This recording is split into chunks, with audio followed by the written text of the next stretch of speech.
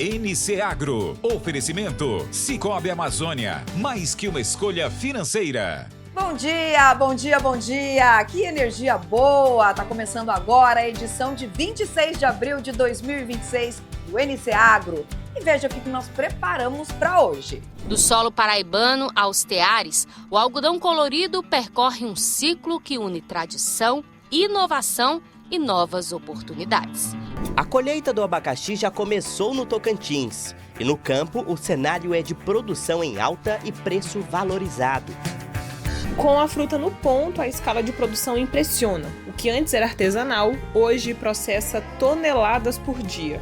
Mesmo diante das dificuldades, a força da agricultura familiar não para. Seu cuscuz enfrenta os desafios da agricultura familiar com muito trabalho e persistência. O processo de branqueamento do açaí nada mais é do que uma técnica de mergulhar o fruto em água fervendo, em seguida posto em água fria. Pelos campos alagados que se espalham por esse paraíso amazônico, eles habitam. São fortes, são muitos. São símbolos de um lugar no norte onde a natureza preservada é refúgio para criações e criadores. E a gente hoje vai fazer um bom churrasco, é isso mesmo. Hoje nós vamos trabalhar com a carne de carneiro.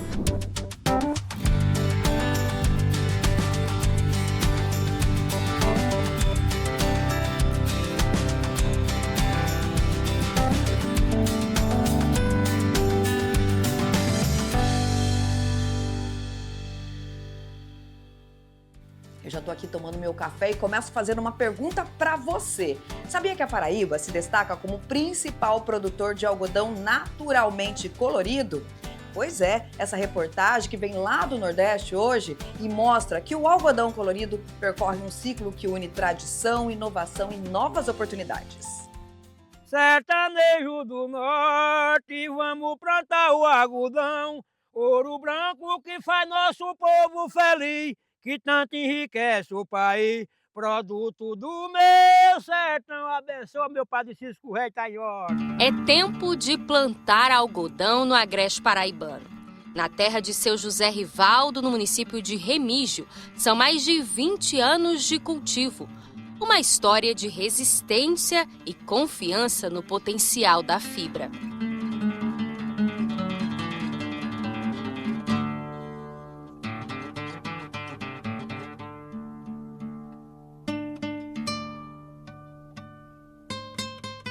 Eu fui fazer um teste. Eu disse, se não der certo, quando queira eu não quero nem de graça. Aí deu certo, no outro deu certo. Aí, eu digo agora, o colorido. Entendi. E planta de toda a cor? Eu planto os dois, um e outro. Porque as duas empresas querem o meu algodão, não sei por quê. Porque tem a minha história, né? Aí eu vou contando, né? Entendi. E eu agradeço a Deus e a toda a turma da Embrapa, né? O algodão colorido, o algodão é energia, o algodão é vida, o algodão é conhecimento, né, pai? O algodão é tudo que você tem dentro de um roçado. Tem cabra lá perto dele e diz, rapaz, eu quero negócio com algodão, mas porque ele não sabe o que é isso aqui. Isso aqui vem o caroço depois, né, pra você dar o gado. Aí vem o dinheiro no fim do ano, pra você pagar uma conta, pra você comprar um bezerro, né? Aí isso é uma coisa que não tem dinheiro que paga, não. Aí graças a Deus, hoje através do algodão, hoje eu sou um cara, né, que eu posso chegar e dizer, rapaz, o algodão é isso pra mim. Pra mim. Sim. O algodão me deu conhecimento, me deu amizade. Eu aprendi a ler, sem saber nada, mas eu estudo um pouco, né? Acabou vendo aqui. Tudo pelo algodão. Tudo modo o algodão. Se não fosse o algodão, não tinha essa história que eu tenho hoje, não. Mas para se falar do algodão de hoje, é preciso voltar um pouco ao passado. Isso porque esse tipo de cultivo foi essencial na economia da Paraíba por muitas décadas. O conhecido ouro branco impulsionou não só aqui o estado, mas também todo o Nordeste. Mas na década de 80 houve uma crise, a crise do bicudo, que devastou boa parte do plantio. E hoje, através de muita tecnologia, estudo e incentivo, a gente vê novamente esse cultivo brotar aqui no estado. A resiliência do algodão, ele condiz muito com nós nordestinos, principalmente nós agricultores. E eles são nesses tons, já nasce naturalmente colorido, desenvolvido com tecnologia. E a gente falando essa questão do bicudo, que dizimou a cultura do algodão aqui no Nordeste nos anos 80, e que agora, desde 2004, aqui em comunidades, agricultores familiares, vem desenvolvendo a questão do algodão agroecológico, do algodão orgânico, com novas tecnologias, com novas parcerias com instituições, como a Embrapa Algodão, que é da nossa terrinha aqui em Campina Grande. Suzana Aguiar, filha de seu José, é estudante de agronomia e secretária executiva da Rede Borborema de Agroecologia, e destaca que a organização coletiva também fortalece a cadeia produtiva do algodão. Produzindo algodão em consórcio, a gente vai ter tanta a questão de garantir o molhado, que a gente fala. O algodão ele é muito adaptado à nossa região, então, através de cultivares que produzem uma maior quantidade de fibra, né, que a gente chama, então isso faz também que a gente consiga produzir em 2 hectares, o que é equivalente a, se a gente plantasse mais, a gente consegue ter maior aproveitamento. A gente planta em uma época mais estratégica, a gente faz o vazio sanitário, que é obrigatório pela legislação. A gente tem todas essas estratégias de espaçamento, através do nosso mestre José Sinésio, seu Zé de Sinésio, que desenvolveu, começou a analisar. Eita, plantando um algodão mais espaçoso, tem mais entrada de luz, mudando a época de plantar, a gente tem menos incidência, porque quando chegar a época que o algodão tá florindo, já está um período mais quente, então já vai ter menos incidência de bicudo, que o bicudo ele gosta de um ambiente mais fresco. De volta ao protagonismo, a fibra do algodão ganha uma nova identidade. Vem colorida e sustentável. A Embrapa Algodão em Campina Grande, atuante desde 1974, desenvolveu variantes mais resistentes. Hoje, a fibra já nasce em 6 tonalidades, reduzindo o uso de água e de produtos químicos. Inúmeras estratégias aconteceram, inclusive aqui mesmo na região, né, no estado, e também em outros estados, como direcionar o cultivo e outras cultivares para o centro-oeste. No caso do estado, hoje nós estamos, eu diria assim, foi um caminho passo a passo para chegar onde nós chegamos, né? Com o desenvolvimento de novas cultivares para mitigar o efeito da infestação do bicudo, com o desenvolvimento do algodão colorido, né, direcionando para um mercado bem diferenciado, agregando valor. Então, várias estratégias, vários arranjos ocorreram, não só da pesquisa, mas também de outras organizações, como a própria EMEPA, a Emater, que hoje é a Empaer, assessorando os produtores, né, do estado da Paraíba. Então, o agricultor que tem a história do algodão na sua veia, né, ele recebeu vários apoios e não perdeu a esperança. Atualmente, 32 municípios paraibanos cultivam algodão. São cerca de 300 agricultores e 300 hectares, com produção de 109 mil quilos, dados de 2025. E agora, a expectativa é de crescimento. Em 2025, se nós tínhamos 20 municípios produzindo algodão, hoje a perspectiva é de que dobre essa quantidade, vá para 40. Se nós tínhamos 150 produtores envolvidos no cultivo do ano passado, nós teremos a perspectiva de um aumento para mais de 500 ou quase 600 produtores só na Paraíba. Assim como em área plantada.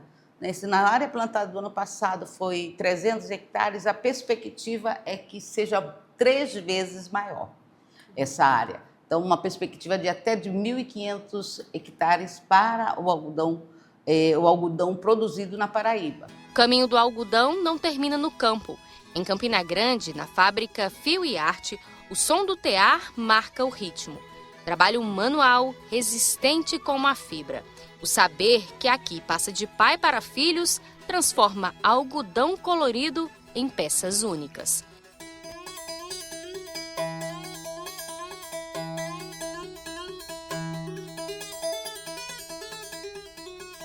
O algodão colorido a gente fabricamos o jogo americano, fabricamos a rede, o tapete, a almofada também, que a gente tem ela com algodão colorido também. Essas coisas que a gente faz. Outros itens de decoração? tem. Tem as meninas aí, elas... A mente é o que elas querem criar, elas bolam aí, tem que ser criativo, se não for, não vai. E aí suas peças chegam em que lugares? Rapaz, nós temos cliente até no Iapoque. Do solo paraibano aos teares, o algodão colorido percorre um ciclo que une tradição, inovação e novas oportunidades.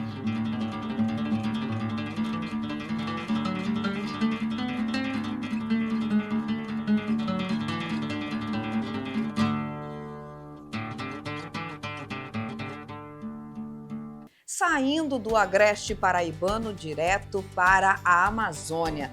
A gente segue acompanhando a realidade na comunidade Água Branca, próximo a Manaus. Na segunda parte da reportagem, mostramos a garra dos produtores locais e os gargalos que ainda desafiam o setor. Do manejo no campo à logística do escoamento, os obstáculos são grandes, mas a importância desse trabalho para o Amazonas é ainda maior. Na primeira parte da reportagem Agricultura Familiar no Amazonas, nós conhecemos o sítio da Dona Francisca Cunha, mais conhecida como Mamãe Ruth, a qual compartilhou um pouco da sua rotina e dos desafios vividos em sua propriedade na comunidade Água Branca 2, que vão desde a plantação de açaí, pitaia, cupuaçu, ata, laranja e até piscicultura, com os tanques de tambaqui e matrinchã. E a nossa aventura continua. Veja aí a segunda parte. Da entrada da M010 até aqui a entrada do ramal são cerca de 10 quilômetros. De lá até a propriedade do seu cuscuz são mais 2 quilômetros. Mas no meio desse caminho todo, o que incomoda de fato e deixa os produtores ainda mais preocupados é a questão dos ramais. A condição é muito ruim. Essa aqui, por exemplo, eles tiveram que botar cascalho para amenizar, fazer com que os carros consigam transitar. Mesmo assim, a dificuldade é muito grande. Mesmo diante das dificuldades, a força da agricultura familiar não para. Seu cuscuz enfrenta os desafios da agricultura familiar com muito trabalho e persistência. O plantio de pitaia é hoje a principal cultura do sítio dele. Hoje a pitaia é o principal produto, a nossa produção primária, né? Aqui de pitaia já foram colhidas 10 toneladas de pitaia, né? E a macaxeira a gente já colheu também 9 toneladas. Mas nem tudo são flores. Um fungo tem tirado o sono do produtor e colocado em risco parte da plantação. A gente está com esse fungo que a gente chama de antragnose. É um fungo que apareceu nas nossas pitaias e hoje ela está dando um certo prejuízo. Em comparação ao ano passado, março do ano passado, eu tinha colhido já 2 toneladas de pitaia. Esse ano eu só colhi 200 quilos de pitaia, ou seja, eu já perdi aí quase 2 toneladas por conta dessa antragnose. Porque aqui, quando você tira um cladóide desse, você já perde um fruto. Consequentemente, cada fruto desse tem 400 gramas, você vai perdendo aí a produtividade dessas pitaias. O fruto, ele aparece uma mancha embaixo. Essa mancha a gente não consegue vender para os supermercados porque ela não agrega, ela desagrega por conta que hoje a gente precisa fazer uma colheita com qualidade para vender para os nossos clientes. A gente não consegue por conta dessas manchas que aparecem no fruto. Ó, eu tô com um desses frutos aqui na mão e é possível ver aqui ó, as manchas. Quando chega lá na feira ou quando chega lá em algum local para ser vendida, as pessoas geralmente avaliam aqui olhando o fruto no olhar, né? Vamos dizer assim. Parte estética, né? Mas por dentro ela está totalmente bonita. Ó, olha isso. Olha aí, ó. Que coisa linda, né? Boa, hein? A parte de fora, mas a parte de dentro aqui não tem problema nenhum, tá saudável. Maravilhosa, saudável. Bem docinha. Doce. Mas se Deus quiser, a gente vai conseguir resolver esse problema para voltar a atender o mercado como ele merece. Vai uma pitaia aí? O cuscuz fica feliz da vida em falar de outro produto plantado aqui mesmo, a macaxeira. porque aqui ela recebe todos os nutrientes que vêm da pitaia, ela já cai aqui dentro dessa área aqui, que a gente chama de leira, para ela se desenvolver melhor, para ela dar uma batata melhor de qualidade, justamente para a gente conseguir vender com preço bem elevado, preço justo, entendeu? Minha nossa, esse aqui. Ai, ó, olha aí, ó. É um produto de qualidade que a gente aproveita para fornecer para o nosso PAA, né? Como é que o senhor fala? Essa aqui é plantada com Essa aqui manteiga. é plantada com praticamente aí 1 kg de manteiga, cabeça de touro, que é para ela sair só a manteiguinha, não precisa mais você colocar manteiga. Para comprovar a qualidade, ele mesmo prepara um café da manhã com base na macaxeira cozida, alimento típico das primeiras horas do dia, energia que sustenta quem levanta cedo para trabalhar na terra. E agora vamos comer. Saborear. É boa também, muito boa. Boa demais. Depois uma pitaia para fechar o café com uma fruta. O senhor se sente orgulhoso? Demais. Orgulhoso e emocionado. É muito prazeroso isso. Na comunidade Água Branca, cerca de 300 famílias vivem da agricultura de pequenos roçados. Mais de 80% que chega na mesa vem da agricultura familiar. Na Amazônia, a vida brota do chão com suor. Entre o barro do ramal e o verde da floresta, existe um povo que resiste. Gente que aprende com o tempo da natureza e ensina que produzir também é cuidar. A agricultura familiar aqui não é só um sustento, é identidade, é cultura, é raiz. Não tem preço uma vida dessa, gente. Muito obrigado por tudo, senhor. Vamos brindar aqui. Viva a agricultura familiar. Viva a agricultura.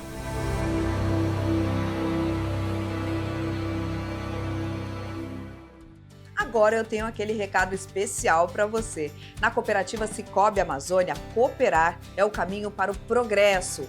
No Amazonas, Rondônia, Roraima, a Sicoob Amazônia segue impulsionando o desenvolvimento e oferecendo soluções financeiras completas para pessoa física, jurídica e produtor rural, hein?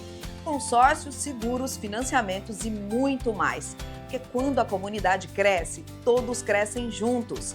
Abra sua conta e seja um cooperado. Aí comecei a vender para Bolívia, foi o primeiro vendedor a vender para Bolívia, foi eu, sem saber escrever ainda. Aí eu arrumei uma pessoa para andar comigo e escrever os pedidos.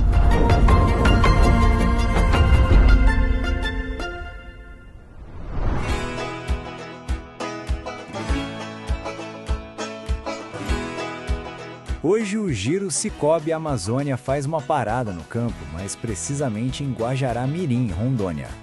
Por aqui, encontramos uma história de trabalho, dedicação e cooperação. Francisco Edileuso Pereira de Paula é cooperado desde 2018 e atua no confinamento de gado na região. A produção de Francisco hoje é referência na região, gerando emprego, renda e impulsionando o desenvolvimento do agronegócio local. Fazendo Lagoa Azul eu comecei ela em 2003. E eu digo, eu agradeço a Deus todo dia e construir um patrimônio e eu pensei, era meu sonho ter um pedacinho de terra, botar umas leiteirinhas dentro e comprar uma caminhonetinha para mim andar. E em tudo, é diferente. E graças a Deus foi o Sicoob que me ajudou tudo isso. Toda essa estrutura que melhorou, alavancou toda a estrutura da fazenda. Através de Sicoob também compramos umas máquinas do ano passado e pagamos. E agora nós estamos com essa estrutura aqui. Histórias como a do seu Francisco mostram como o cooperativismo transforma realidades.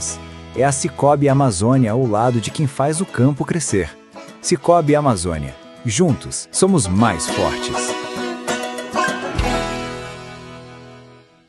Isso é Sicoob Amazônia, muito mais do que uma escolha financeira. Hoje o abraço vai para o Douglas Batista Oliveira, da Gerência Regional em Porto Velho e Guajará-Mirim.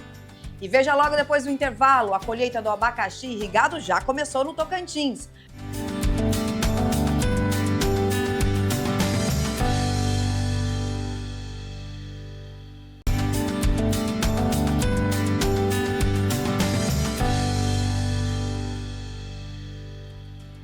Estamos de volta e o nosso consultor em climatologia, Glauco Cortez, traz atualizações para o clima na próxima semana.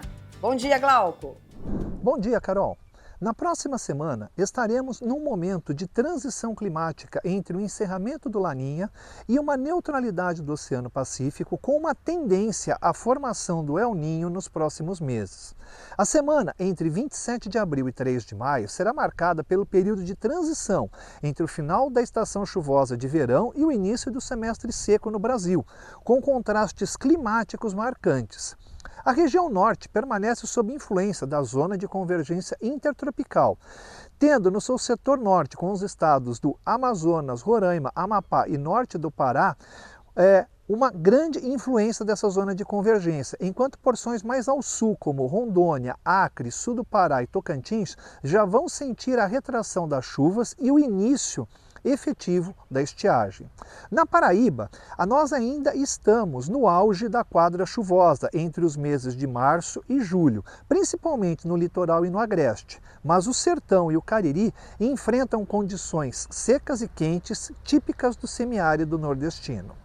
O contraste hídrico é a principal característica da semana na região norte, com chuvas frequentes e volumosas, que podem variar muito, de 5 até 150 milímetros, com possibilidade de chegar a 200 milímetros em pontos isolados. Isso interfere diretamente na agricultura, como por exemplo, para a cultura da mandioca, os dias mais secos serão ideais para a capina, controle de plantas daninhas e a colheita das raízes. Os produtores devem ficar atentos para o monitoramento da podridão radicular, que é favorecida por essa umidade excessiva. Já para a cultura do cacau, o interessante é manter a colheita diária dos frutos para evitar perdas por podridão parda. A secagem e a fermentação das amêndoas podem ficar comprometidas, sendo interessante usar secadores artificiais ou aproveitar o sol, principalmente no período da semana de quarta a domingo, para tentar uma secagem mais natural. Para o açaí é interessante realizar o desbaste dos perfilhos e a adubação orgânica, principalmente com a limpeza das entrelinhas.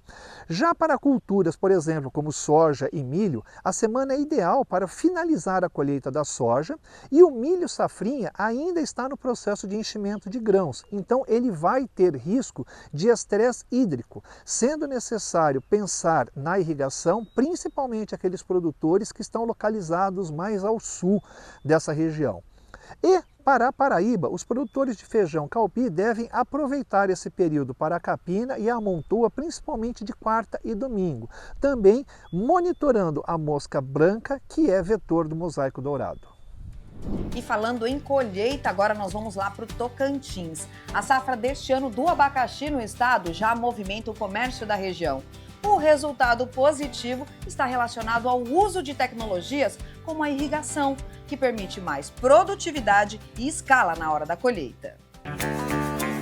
A colheita do abacaxi já começou no Tocantins. E no campo, o cenário é de produção em alta e preço valorizado. Tanto no cultivo irrigado quanto no abacaxi sequeiro. A colheita já movimenta o campo e o resultado tem animado quem vive do cultivo. Na feira, quem planta também vende e já sente de perto o reflexo dessa colheita. Estamos pensando, com certeza. Aqui você está vendo, a fruta está com qualidade boa, né? Massa amarela, dá para começar, sai bem, né? Com mais produtos sendo colhido, o abacaxi chega com qualidade e segue com boa saída nas bancas. E a colheita deste ano já mostra força no campo com produção em alta. Os produtores estão tendo bons rendimentos, né? A colheita está sendo finalizada por grande volume de abacaxi que a gente é produzido aqui no estado. Então os produtores estão satisfeitos, estão escolhendo seu produto e ofertando também qualidade ao consumidor, tanto aqui no estado de Tocantins como em outros estados. No projeto São João, que fica a aproximados 30 quilômetros de Palmas, a produção segue organizada em etapas, com áreas já prontas para colheita, graças ao modelo de produção, o irrigado. Nós sempre liga na parte da noite, liga às 10 horas, aí vai molhando os setores, né? Cada setor tem um resíduo de molhar. Aí vai molhando, é 1 hora molhando, desliga aquele setor, liga outro setor para molhar. É assim, até às 9 horas da manhã. A principal diferença entre a produção de abacaxi sequeiro e a irrigada está no controle.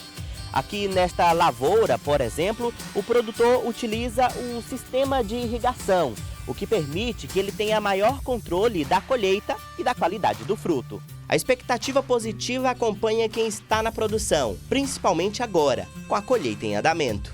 Tá boa, porque na época que ninguém tem, né? Aí vai ter que, então o preço vai ser bem elevado ao fruto. Com mais planejamento no campo, o produtor consegue aproveitar melhor a colheita e reduzir perdas. Com produção em alta, preço favorável e boa perspectiva, o abacaxi tocantinense segue ganhando força. Do campo, direto para a mesa do consumidor.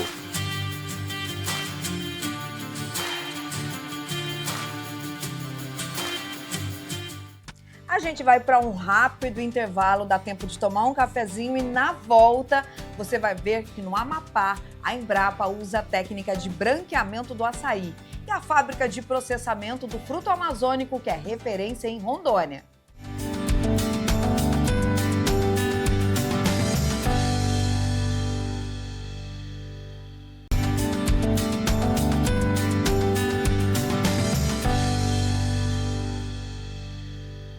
O primeiro trimestre de 2026 revela um crescimento nas exportações. As proteínas de origem animal assumiram esse protagonismo e o Marcos Fava Neves detalha esses números pra gente.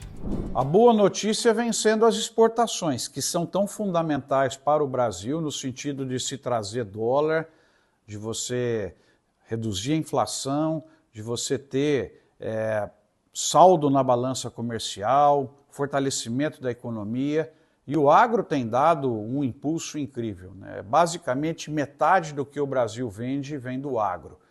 E saiu dado agora que traz a comparação do primeiro trimestre de 2026 com o primeiro trimestre de 2025. E o número é 38,2 bilhões de dólares, o que já foi vendido, o que representa um crescimento, mesmo com esse cenário complexo que o planeta vive, de 2,5% em relação ao mesmo trimestre do ano passado.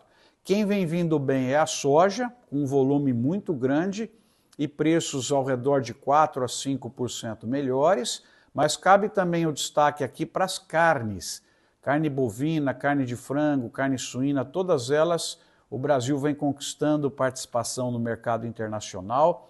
Apenas aqui em março, a carne bovina exportou 234 mil toneladas, nós exportamos 431 mil toneladas de carne de frango a preços maiores, principalmente no boi, 19% maior do que no ano passado. Então, assim, para fazer um resumo para vocês do que foi esse primeiro trimestre, os maiores ganhadores foram o óleo de soja, que colocou 30% a mais no mercado, o boi, que aumentou 20%, suíno aumentou 15% em quantidade e o milho aumentou 15%. Em preço, quem que saiu ganhando? O boi está 15% acima, a carne bovina no mundo, o óleo de soja 11%, o café subiu um pouco em relação ao ano passado e o etanol 9%. Então esses são os grandes ganhadores. Quem perdeu no primeiro trimestre em relação a 2025 foi o etanol, que é algo difícil de entender em virtude da necessidade maior de etanol no planeta de bioenergia. O café, que caiu 32% a quantidade vendida. O trigo e a celulose, que também é extremamente importante, caiu a quantidade vendida. Em quem teve o maior tombo de preços, e o produtor rural está sentindo isso, foi o suco de laranja, caiu 45%, o açúcar, tudo aqui da nossa região, 23%, e o algodão caiu 9%. Mas na soma, os vencedores ficaram maiores do que os perdedores, por isso que na média o Brasil está melhor nesse primeiro trimestre em relação ao trimestre anterior. E em momento de guerra, você ter um colchão como esse, ter um volume de produtos para abastecer o mercado interno e poder exportar, é uma grande vantagem do Brasil. E fechamos então o primeiro trimestre dando os parabéns para o agro nacional. Uma pesquisa da Embrapa Amapá mostra que o choque térmico no açaí elimina o risco da contaminação da doença de Chagas. A técnica é simples, rápida e recomendada para garantir mais segurança ao consumo. E o que é melhor, sem alterar o sabor da bebida. O processo de branqueamento do açaí nada mais é do que uma técnica de mergulhar o fruto em água fervendo. Em seguida, posto em água fria. Assim há um choque térmico, limpando resíduos que tenham sobrado. O que seria esse choque térmico? O fruto, quando ele chega na batedeira, ele passa por várias etapas. Catação, né? Lavagem, cloração e depois vem o choque térmico. O que seria? É você dar uma temperatura numa água quente para o fruto, tal que o Trypanosoma cruzi, que pode estar presente naquele fruto ou em algum barbeiro contaminado, que possa ter passado por todas essas etapas e ainda está no fruto, e que é o causador da doença de Chagas, esse protozoário, ele é inativado pela temperatura. Durante a pesquisa conduzida pela doutora Valéria Bezerra, através da Empresa Brasileira de Pesquisas Agropecuárias, foi possível a desmistificação entre produtores e consumidores. A doença de Chagas pode ser transmitida por outros meios, mas neste caso, o inseto barbeiro é atraído pelo fruto por causa do processo de fermentação do açaí, que começa logo após a colheita. Mas não é para a árvore do açaí, não é para a palmeira, é para o fruto. O fruto, quando está... Assim que o fruto é colhido, ele começa a fermentar. Então ele é atraído por aquele cheiro, entendeu? Mas ele não suga o açaí. A Embrapa fornece por demanda capacitações para que os batedores de açaí possam se atualizar a respeito de como fazer a higienização do fruto, onde por meio de estudos foi comprovada a eficácia do choque térmico. Mas já foi comprovado que o quê? Também por nossas pesquisas, que quando você faz esse tipo de processo de aquecimento e resfriamento do fruto, não há nenhuma modificação do sabor da bebida final. Que é uma coisa que muitas pessoas falam, muda o sabor. A gente já fez com vários consumidores, mais de 400 consumidores, e fizemos análise sensorial e foi visto que realmente foi comprovado que não o consumidor nosso tradicional, aquele que está acostumado a ir na batedeira todo dia comprar, ao provar esse açaí com frutos branqueados ou com choque térmico, ele não sentiu diferença. Segundo a Promotoria de Meio Ambiente de Macapá, existem nos municípios de Macapá e Santana 14 empresas e cooperativas de açaí e 1.500 batedeiras. Entre elas, a do seu Leonardo Almeida, que existe há 10 anos e continua investindo em aprimoramento dos seus métodos para fornecer um produto de maior qualidade ao consumidor. Hoje, meus clientes, eles chegam aqui, eles perguntam, você trabalha com processo que faz para manter o açaí? Sim. Alguns deles eu até trago aqui dentro, mostro para ele como funciona e ele sai daqui feliz, né? E assim a gente vai trabalhando. E ainda falando desse frutinho amazônico, nos dias quentes é bom demais tomar um açaí geladinho, né? Mas você sabe como é o processo para ele chegar embalado nos supermercados? No segundo episódio da maior lavoura de açaí de Rondônia, vamos conhecer os processos industriais para que o açaí fique pronto para ser comercializado. E para quem acha que é simples, vai se surpreender com o padrão de qualidade de produção dessa indústria do município de Buritis. Já acompanhamos o cuidado no campo, a tecnologia na colheita e a persistência de uma família que transformou a paisagem de Rondônia. Mas o que acontece quando o açaí deixa o pomar e entra na linha de frente da indústria? Saiu da lavoura, a gente chega aqui na indústria. E aí o que acontece quando o açaí chega aqui? O açaí, ele chegando aqui, ele vai passar por todos os seus processos de industrialização. Desde ele chegar a fruta aqui, a gente fazer todo o processo de lavagem, de transformação da fruta em polpa e da polpa se transformar em nossos copos, nossos cremes, nossos produtos aí para levar para o estado de Rondônia e para o Brasil. Perfeito, vamos acompanhar. Vamos lá. O cenário que vemos hoje, automatizado e rigoroso, é fruto de uma evolução. O que começou em 2001, focado apenas no plantio, exigiu uma mudança de patamar há cerca de 16 anos. A partir de 2010 a gente abriu a indústria, né? Mas a gente planta açaí desde 2001.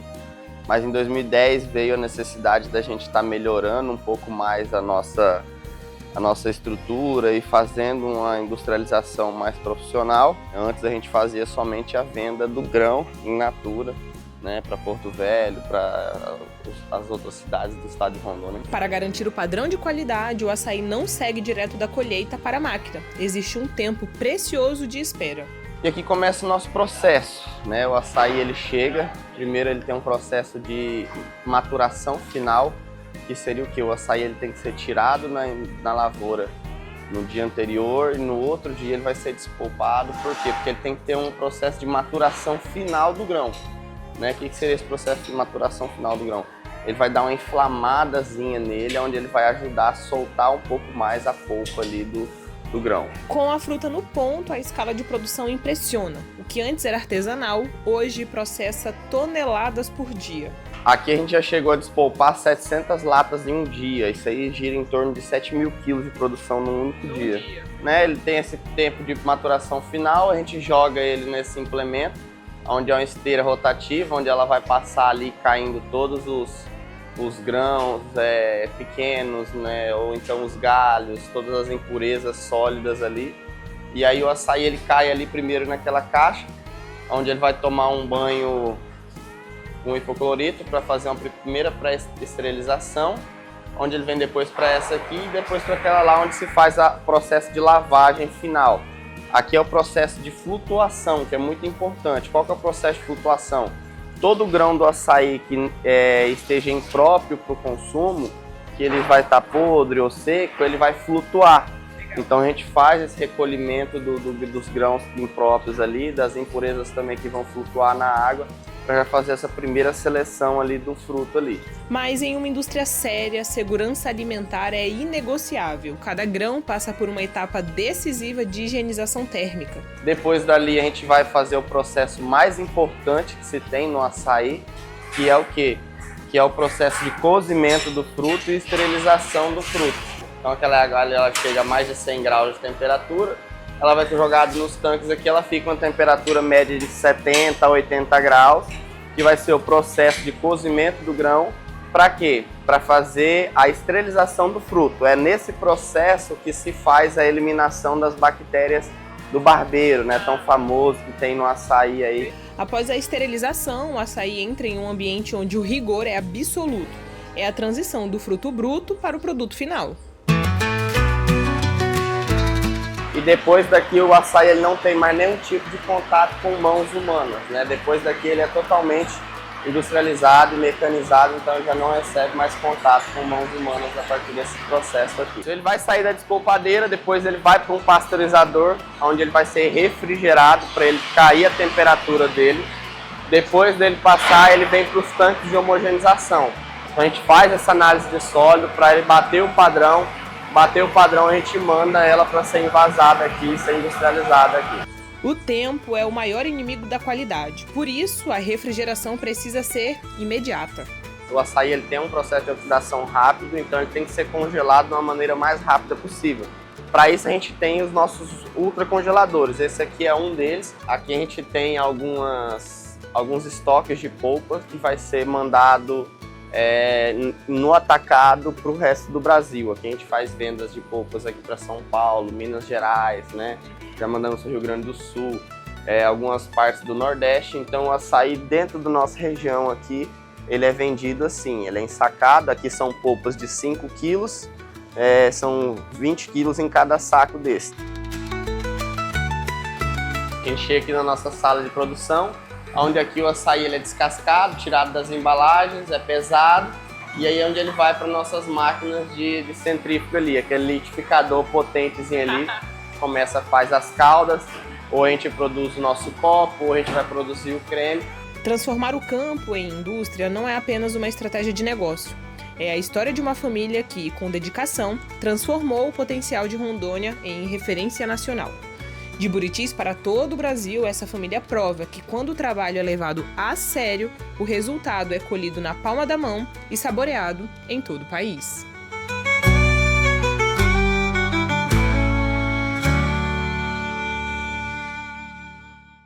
E no instante só a gente já volta para mostrar os búfalos que são parte da cultura na ilha de Marajó, no Pará, e o preparo de um carneiro assado à moda do chefe.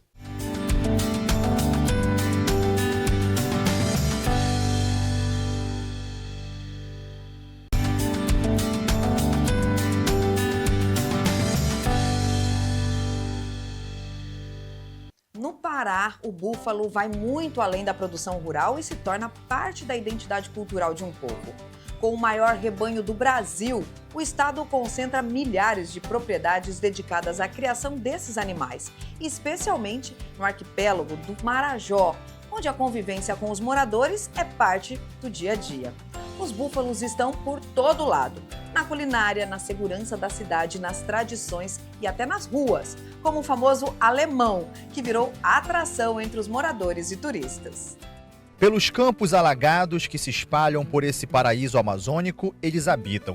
São fortes, são muitos. São símbolos de um lugar no norte onde a natureza preservada é refúgio para criações e criadores. Nesse ambiente fluvio-marinho, onde rio e mar se encontram, a vida ganhou um sentido a mais para o Danilo, na criação de búfalos na Ilha do Marajó. Desde criança eu sempre tive essa vontade, porque meu pai, ele é desse meio, né? Então eu sempre fui com ele para fazenda, andava de cavalo, andava no meio dos búfalos, trabalhava com ele. Então eu sempre tive essa vontade. E quando eu tive a oportunidade de adquirir essa propriedade, eu não pensei duas vezes. Danilo caminha pela fazenda que um dia foi um sonho. Há 6 anos, esse desejo tornou-se realidade. Ele agora atua como um dos produtores de rebanho de búfalos no município de Soure, na costa oriental da Ilha do Marajó, a 80 quilômetros da capital, Belém. Quando eu vim para Soure, eu tive a oportunidade de adquirir uma queijaria, né? A queijaria já estava pronta e o queijeiro na época já queria parar de trabalhar e ele me ofereceu. E eu acabei entrando no ramo queijeiro. Então foi aí que eu comecei nesse ramo. Esse caminho que nos leva a contemplar uma linda paisagem é a jornada da morada dos búfalos marajoaras. São mais de 14 mil propriedades no Pará, como esta aqui na Ilha do Marajó, que mantém ativa a criação de bubalinos. De família com tradição na agropecuária, o produtor decidiu se dedicar à pecuária de leite.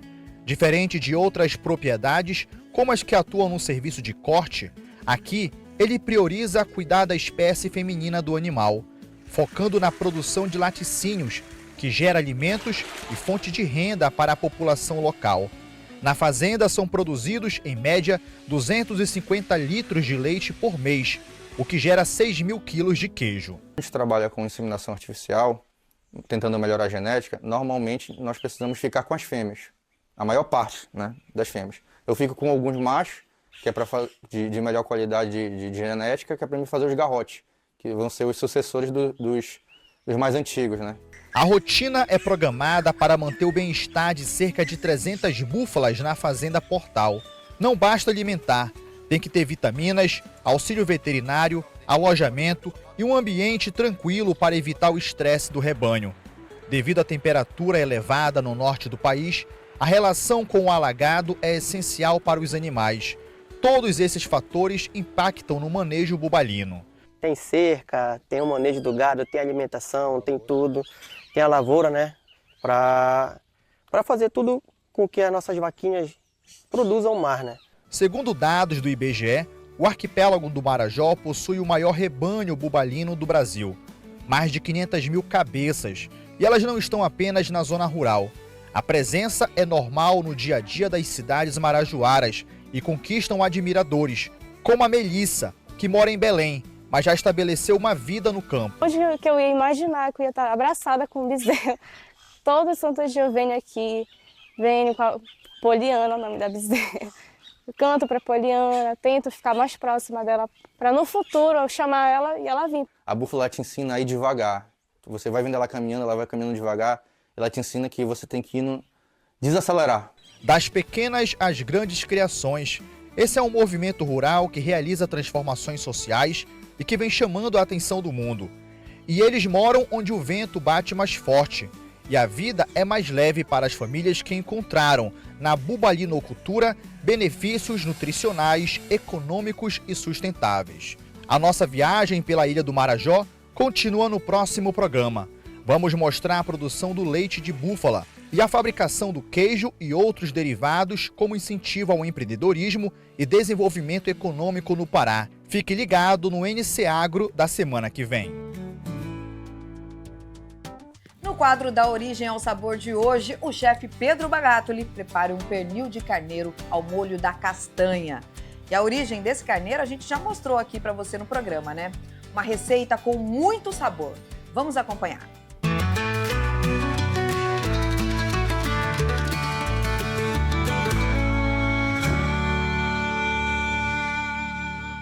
Sejam muito bem-vindos para mais um Da Origem ao Sabor comigo, chefe Pedro Bagato, e hoje de um cenário um pouco diferente. Hoje nós viemos para a cozinha industrial pelo único motivo, devido a eu ter churrasqueira aqui, e a gente hoje vai fazer um bom churrasco, é isso mesmo. Hoje nós vamos trabalhar com a carne de carneiro, em especial o Dorper, feito pela Germano, dessa produção que é aqui da Amazônia, que é aqui da nossa terra, num cantinho da Amazônia, e que faz muito sentido eu trazer uma receita com esse pernil. Obrigado mais uma vez pela qualidade dessa carne, e já de início, pessoal, nós temos um pernil que eu tirei aquela pontinha aqui só para ficar mais bonitinho, e aqui eu meio que dei uma desossada nele por dentro. Então eu vou mostrar no detalhe que o osso, aquele osso da ponta, eu guardei uns pedacinhos de carne que nós vamos fazer um molho. E o molho é um molho de castanha. Então é um pernil na brasa, recheado com queijo coalho e molho de castanha. Bem simples de fazer. Vamos já dar o início aqui. Então aqui com o pernil, na parte de dentro aqui dele, nós vamos colocar a pimenta de cheiro, o alho picadinho e a chicória, coentro da Amazônia, que tanto pode ser chicória, como pode ser o manjericão, o alecrim. Todos os temperos frescos combinam muito com o carneiro. Então eu vou temperar ele aqui bem por dentro. E lógico, um pouco de sal. Nesse caso eu vou usar o sal grosso mesmo, o sal de churrasco. O mesmo que eu fiz aqui por dentro, com o sal, chicória, pimenta de cheiro e alho, eu vou fazer por fora, com uma única diferença. Aqui fora eu vou colocar um pouquinho de raspa de limão. Feito o tempero do carneiro, nós vamos rechear ele. Como eu falei, mostrando no detalhe, nós desossamos em volta desse primeiro osso aqui. E aí eu vou pegar esse cubão de queijo coalho e vou colocar aqui dentro, ó. Bem generoso, eu vou rechear esse pernil com os cubos de queijo coalho.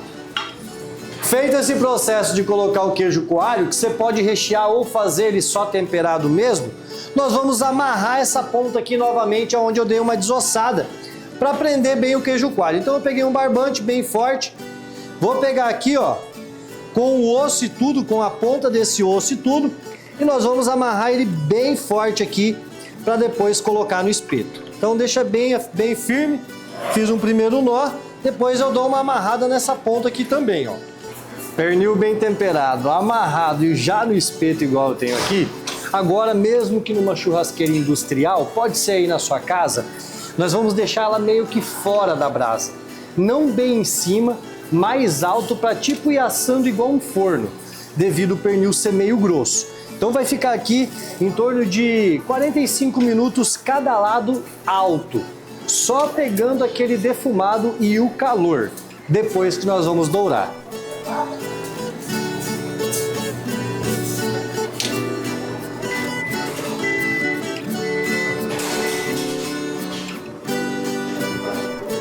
O nosso cordeiro na brasa, enquanto isso, vamos para o molho de castanha. Bem simples. Nós vamos com uma colher de manteiga na panela aquecida. E deixa essa manteiga derreter.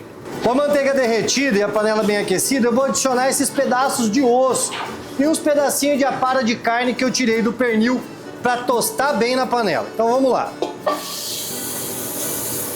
Vou colocar aqui e vamos deixar isso tudo tostar bem. Com os ossos ou a carcaça, como você preferir falar, estiver bem tostado, bem caramelizado no fundo da panela, é hora de colocar mais um pouco de alho e um pouco de pimenta de cheiro.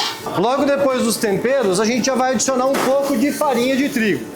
Coloca um pouco, dá uma misturada para ele poder fazer o processo de engrossar o nosso molho. E aí a gente vem com o vinho tinto seco para deglaciar a panela, para soltar o tostado da panela. Então aqui nós vamos adicionar um pouco de água. E aí vamos deixar ferver um pouco e engrossar um pouco desse molho. Vai ficar um molho meio escuro, ele vai soltar o tostado da panela e aí ele vai dar uma engrossada para depois a gente finalizar. Com a nossa base do molho já espessa, bem saborosa e coada, agora chegou a hora de finalizar. A gente vai entrar com a castanha tostada. Então essa castanha triturada e já tostada, Aqui, essa mesma base eu uso para fazer um molho de pistache, por exemplo, que é muito clássico em comer com carneiro.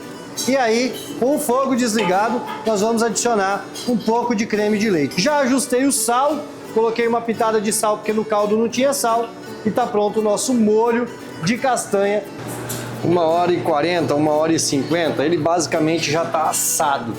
Eu só não deixei ele dourar 100%, sempre em cima, mesmo na churrasqueira da sua casa. Agora, vou colocar ele aqui mais próximo da brasa para ele dar o dourado.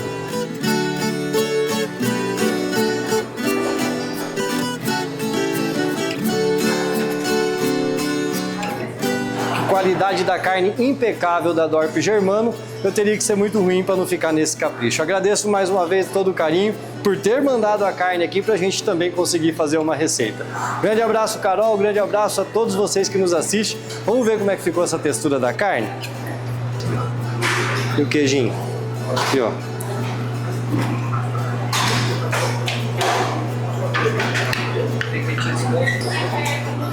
E aí chegou a hora boa de fazer mais vontade. Queijinho coalho, molho de castanha, suculência.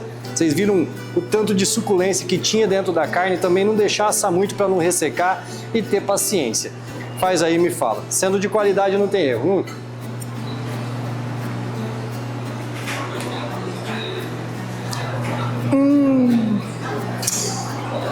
Que isso, gente. Especial. Deus abençoe. Espero que tenham gostado. Até semana que vem.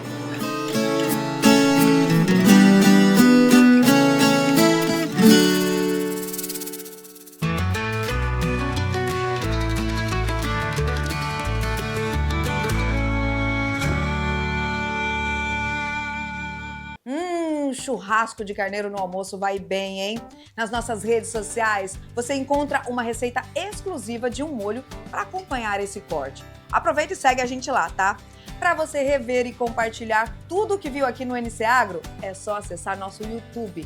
Um excelente domingo para você e a gente se vê por aqui na semana que vem. Tchau, tchau!